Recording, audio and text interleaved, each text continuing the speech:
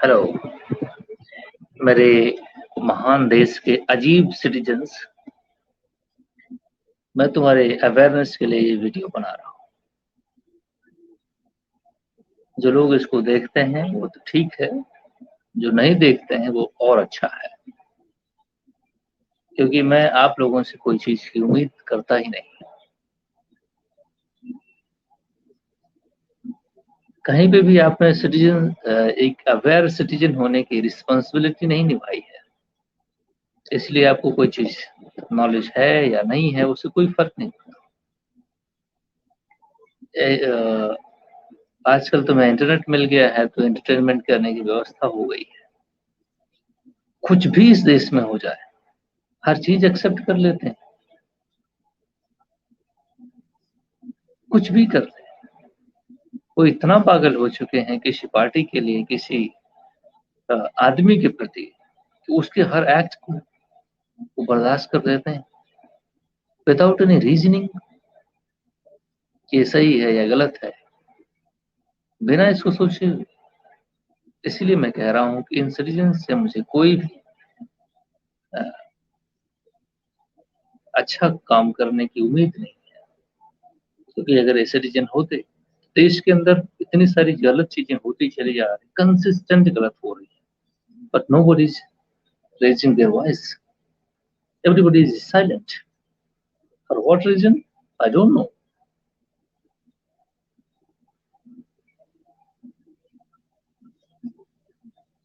अब ये democracy setup के अंदर इलेक्शंस जो होते हैं, इनकी वैल्यूज को समझते हैं, इसकी क्या वैल्यूज है,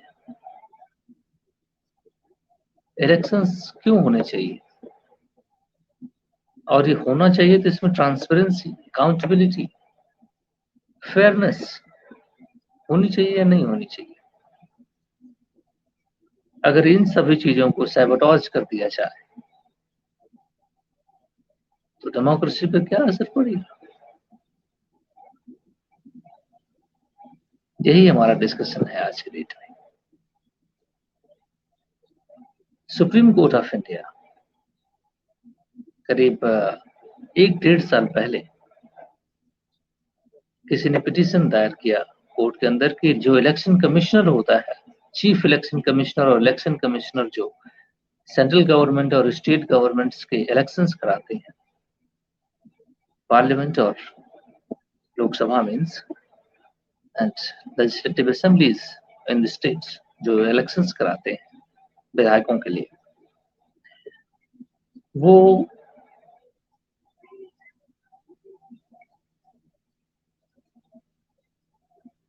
जो चीफ इलेक्शन कमिश्नर है और उसके और 2-3 लोगों का मेंबरशिप होता है, ये एक चीफ इलेक्शन कमिश्नर है और 2 अलग मेंबर्स हैं जो डिप्टी कमिश्नर्स हैं। इनकी अपॉइंटमेंट, क्योंकि इसका इंडिपेंडेंस तभी इंश्योर किया जा सकता है जब इसका अपॉइंटमेंट जो करता हो वो फेयर और responsible. For example, political parties जिनका करने लगे, इलेक्शन कमिश्नर को अपॉइंट करने लगे,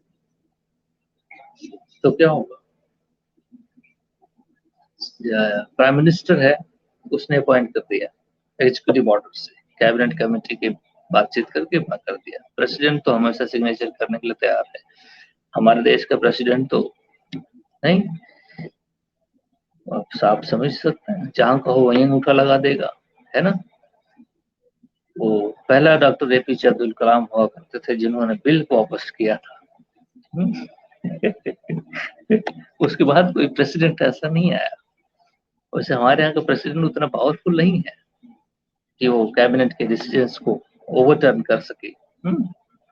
डेमोक्रेसी के अंदर है कैबिनेट और इलेक्टेड बॉडीज का बहुत बड़ा रोल है, इसमें कोई संदेह नहीं है, लेकिन कुछ प्रेसिडेंट न्याय अन्याय होते देख कुछ तो बोलना ही चाहिए, एटलीस्ट डिसअफेक्शन शो करना चाहिए। बिल को एक बार रिटर्न कर देते, एक बार रिटर्न करो, दूसरी बार अगर पार्लियामेंट से भेजा गया तो आपको सिग्नेचर करना ही होता है, ये बाउंडेड है प्रेसिडेंट के ऊपर।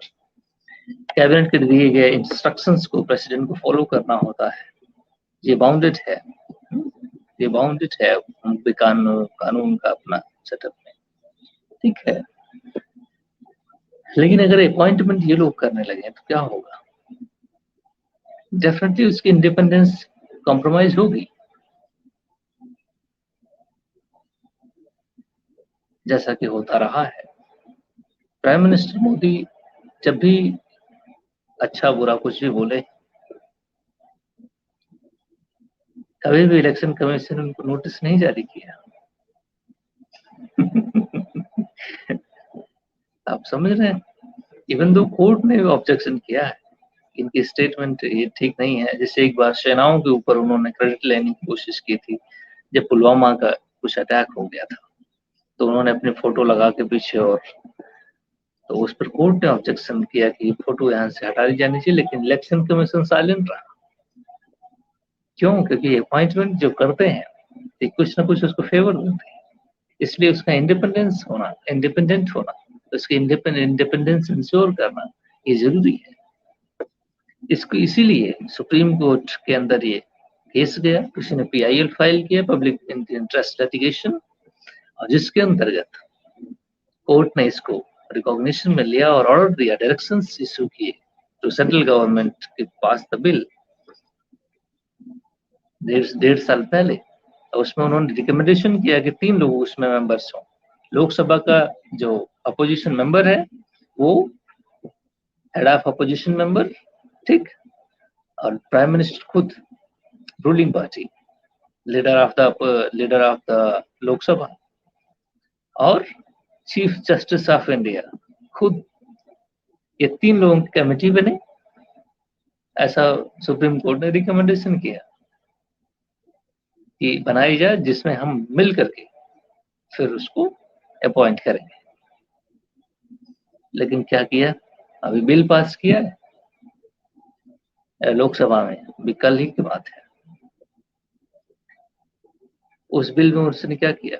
सेंट्रल गवर्नमेंट ने चीफ जस्टिस ऑफ इंडिया को बाहर कर दिया। है? जो मेन हीरो था उसी को बाहर कर दिया, क्योंकि जस्टिस इंश्योर ना करना ही उनका पर्पज है। ये आदमी रहेगा तो ये अलग बोलता है, हमारी मनमानी नहीं करने देगा।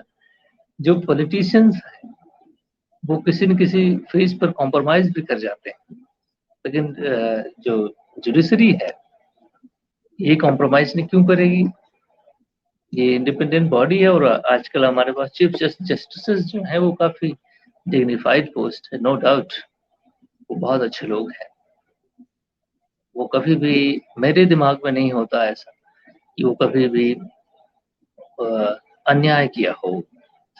वो हमेशा जो उस पोस्ट पर है, पर्टिकुलरली CJI पर, उन्होंने कभी अन्याय नहीं किया, और बेस्ट ऑफ देयर एबिलिटी वो परफॉर्म करते हैं, मुझे इस पर विश्वास है। उनको ही बाहर कर दिया अभी इस बिल में, और ये एक्ट बनने जा रहा है।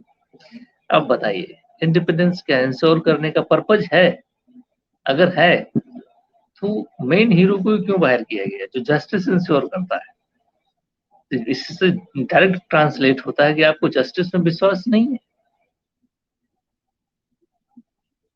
समझ रहे हैं आप? तो इस बिल के तहत इन्होंने कर दिया। अब इलेक्शंस आ रहे हैं ये 24 में, 2024 में, और फिर आप देखेंगे इसका क्या प्ले होगा। इस गवर्नमेंट ने, बीजेपी गवर्नमेंट ने हर इंस्टीट्यूशंस को कमजोर किया।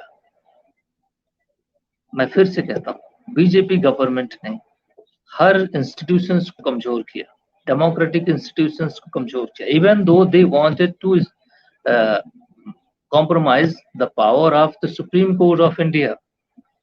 They wanted to pass the bill to appoint the judges. जैसे ही नरेंद्र मोदी की सरकार आई, सबसे पहले आता है कि उन्होंने नेशनल जुडिशियल कमीशन बनाने की कोशिश की, अपॉइंटमेंट कमीशन, जजेस का अपॉइंटमेंट करने के लिए 2014-15 के अंदर में 15 में। पर्पज है इंस्टीट्यूशंस को कमजोर करो, डिपेंडेंट ऑन मी, सारा हीरो मैं हूं, मैं ही चलाऊंगा सिस्टम को, मैं ही सब कुछ हूं। आप सोच सकते हैं अगर पॉलिटिशियन जज बन जाए, पॉलिटिशियन इलेक्शन कराए, पॉलिटिशियन आरटीआई को इसने कॉम्प्रोमाइज कर दिया राइट टू इन्फॉर्मेशन में।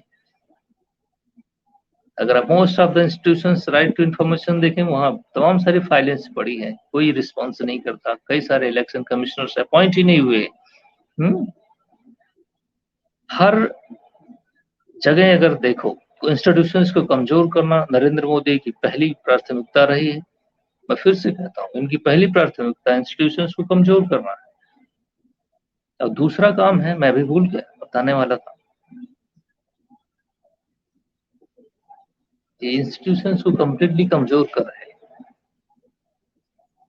और दूसरा फोर्स का इस्तेमाल करते हैं, police under control, bureaucracy under control. अभी दिल्ली एक्ट पास करके वहां की ब्यूरोक्रेसी को अपने कंट्रोल में कर लिया है। और भी नेशनल सिक्योरिटी लॉ, यूएपीए कानून की व्यवस्था जो है, तत्काल किसी को देखो यूएपीए लगा दो, इसको यूएपीए में बेल नहीं मिलती। मैं वीडियो बना रहा हूँ, कल उनको अच्छा नहीं लगा तो यूपीए इस पे लगा दो, ये अच्छे बोल रहा था, है ना। ये दो तरीके इन्होंने डिक्टेटर के अडॉप्ट कर रखे हैं। आई एम सॉरी टू से this government is very detrimental for governance system and the entire system being compromised. मैं अपने पूरी अवेयरनेस में कह रहा हूँ, जितना मैंने पढ़ाई की है, ये आदमी पूरे इंस्टीट्यूशंस को कॉम्प्रोमाइज कर रहा है और इतना बारीकी से कर रहा है कि आम जनता को समझ में नहीं आएगा कि मसला क्या हो गया। या इनको पता है, हो सकता ना हो कि मैं क्या कर रहा हूँ, लेकिन ये कर रहे हैं ऐसा। मेरे पास एक और बात है जो मैं कहना चाहता हूँ, इन्होंने उसकी भी पावर अपने कंट्रोल कर ली है।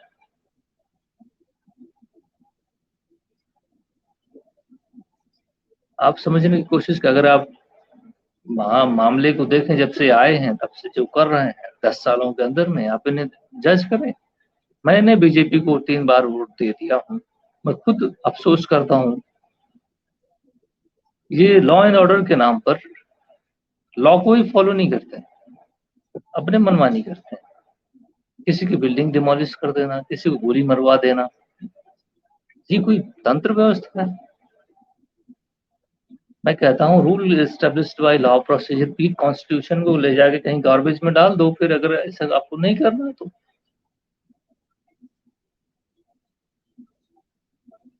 अगर आपको ही किसी को देना है जज सिस्टम बना के, तो तुरंत वहीं हर एक चौराहे पे फांसी का फंदा लटका दो, है ना। किसी भी आदमी को देखो जो तुम्हें पसंद नहीं, आवाज उठाता हो या कुछ वैसा हो, तो तुरंत उसको फांसी पे लटका दो, क्योंकि most of the Hindu citizen है जो तुम्हारे सिस्टम के बहकावे में आ गए हैं, वो फॉलो कर लेंगे तुम्हें। हाँ, बिल्कुल ये सही आदमी कह रहा है। और ऐसे आइडियोलॉजी से चीजों को समझाते हैं, समझाने की इनकी प्रक्रिया बड़ी अच्छी है कि लोगों को समझ में आ जाता है कि सही बोल रहा है। इवन दो तो मैं भी कई बार भ्रमित हो गया हूँ, अगर इनके एक्ट को ऐड न करके पूरा सम करके देखा जाए, अगर एक एक स्लाइस करके देखा जाए, तो लगता है कि बहुत सही हो रहा है। लेकिन अगर पूरे एक्ट को आप देखें तो आपको लगेगा कि बहुत गलत हो रहा है। मैं आज के डेट में सरकार से बहुत नाखुश हूँ, लेकिन क्या कहें, मैं जितना आर्गुमेंट कर रहा हूँ या आप चेक भी कर सकते हैं, लेकिन जो इसे इन्होंने अपॉइंटमेंट करने की कोशिश की नेशनल जुडिशियल अपॉइंटमेंट कमीशन के तहत, सुप्रीम कोर्ट ने उसको स्ट्रक डाउन कर दिया, नारायण वाइड घोषित कर दिया। उन्होंने कहा कि हमारा कॉलेजियम सिस्टम बेहतरीन है, इसमें बहसबाजी नहीं हो सकती। अब कई बार लॉ मिनिस्टर जो पिछले रहे हैं, आसाम वाले, क्या नाम उनका भाई साहब का, उन्होंने कोशिश की है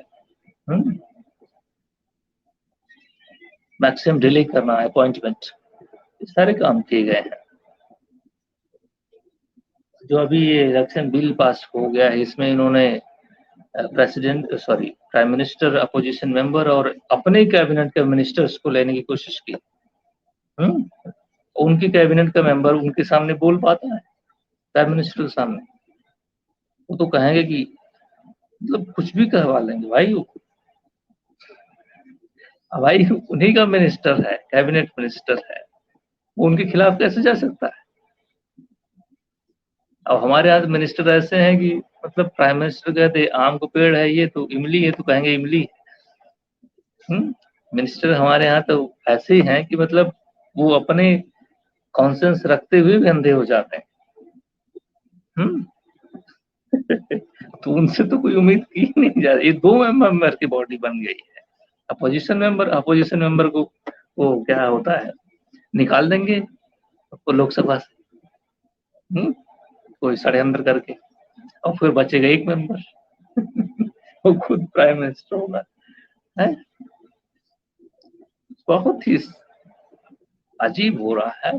सिटीजन्स, मैं कहता हूँ कि वो आजकल के आप लोग एंटरटेनमेंट वाले वीडियो देखा करें, है ना, जिससे आपका कॉन्सेंस लेवल बढ़ेगा। ऐसे ही गुलाम रहे हो तुम और ऐसे ही गुलाम रहोगे भी। मैं फिर से कहता हूँ, हमारे सिटीजन्स, तुम ऐसे ही गुलाम रहे हो और ऐसे रहोगे। ये मैं चैलेंज करता हूँ, तुम कभी भी बाहर नहीं निकल, कभी आज 200-250 हजार साल से गुलाम रहे हो, आगे भी रहोगे। क्योंकि यही तुम्हारी हरकतें हैं, हर चीज को एक्सेप्ट कर लेना बिना अपने दिमाग का इस्तेमाल किए। न्यूज़पेपर्स पढ़ा करो मेरे भाइयों, किताब पढ़ा करो, जो गवर्नमेंट एक्ट कर रही है उस पर अपने भी कॉन्सेंस रखने की कोशिश करो, अपने कलीग्स के साथ डिबेट करो, ये जो एक्ट बिल पास हुआ इसके क्या रिप्रिकॉशंस होंगे, सरकार अच्छा कर रही बुरा कर रही है। बहसबाजी तो बहुत सारे तरीके से करते हो। अवेयर सिटीजन चाहिए रिस्पॉन्सिबल गवर्नेंस के लिए। अगर ऐसा नहीं करोगे तो 1000 साल गुलाम रहे हो, फिर अब इन्हीं लोगों को तुम्हें गुलाम बना देंगे। बने हुए हो, तुम्हारा कोई सुनता थोड़ी है। सारे इंस्टीट्यूशंस जो गवर्नमेंट के थे, पब्लिक इंस्टीट्यूशंस, पब्लिक कंपनियां, सब कुछ बेच दी गई है। अगर आप बारीकी से देखो तो जो आपको कॉन्स्टिट्यूशनल सेटअप में एडवांटेजेस थे वो कहीं नजर आते हैं। उनको इस तरह से आइडियाज बना करके सेटिसाइड कर दिया गया है, रिजर्वेशन का कोई मीनिंग नहीं है। सेंट्रल यूनिवर्सिटीज में आप जाकर देखें, ओबीसीज में जो अपॉइंटमेंट होने थे एक भी नहीं हुआ है। एससी एसटी तो बात ही छोड़ दो, तुम जाके कभी देखो, अपॉइंटमेंट नहीं होते, सारी चीजें सेल कर दी जा रही है। अब जब गवर्नमेंट नहीं होगा तो आप उस पे क्लेम नहीं कर सकते। हमारा तो गवर्नमेंट पर तो अधिकार है, इस पे प्राइवेट इंस्टीट्यूट जाके अंबानी की प्रॉपर्टी पे अधिकार जमा के दिखा दो तो मैं जानू, घुसने नहीं देगा 1 इंच पर भी। गवर्नमेंट सिस्टम जहाँ है वहीं तुम्हारी बात सुनी जाने वाली है। मेरे भाइयों एवं बहनों जो सिटीजन हो, इलेक्टेड सिटीजन्स, समझने की कोशिश करो।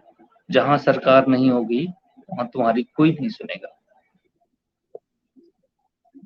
इसलिए सरकार का होना जरूरी है, सरकार को रिस्पॉन्सिबल होना जरूरी है। सरकारी इंस्टीट्यूशन सब बेच दिए जा रहे हैं, हमारे अधिकार को कर्टेल नहीं किया जा रहा है। क्या इसका कोई डिबेट होता है सिस्टम के अंदर? चलो ठीक है, मैं वीडियो करता हूँ, बाकी आपके कॉन्सेप्ट पे छोड़ता हूँ, समझदार खूब हो, समझ सकते हो।